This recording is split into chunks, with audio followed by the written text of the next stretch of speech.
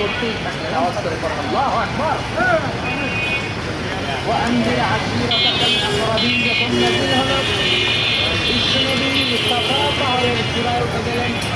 ডাকতে আরম্ভ করলেন, ও আমার বংশের লোকেরা, ও আমার সম্প্রদায়ের লোকেরা, আমি যদি বলি পাহাড়ের পেছনে একদল ঘোড়সওয়ার তোমাদেরকে আক্রমণ করার জন্য রেডি হয়ে আছে, ও আমার মক্কাবাসী, আমার কথা তোমরা বিশ্বাস করো না?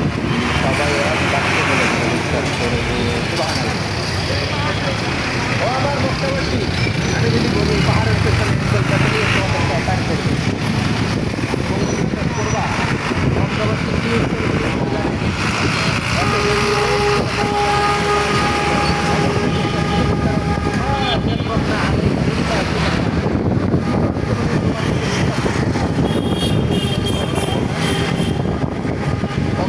যে এলাকায় আপনি জন্মগ্রহণ করলেন, আপনার শৈশব, কৈশোর, আপনার তারুণ্য, আপনার যৌবন যেখানে কাটালেন, ওই এলাকার লোকেরা যদি এক বাক্যে বলে, তুমি যা বলবা তাই বিশ্বাস করবো, কারণ তোমার তো মিথ্যা কইতে শুনি নাই।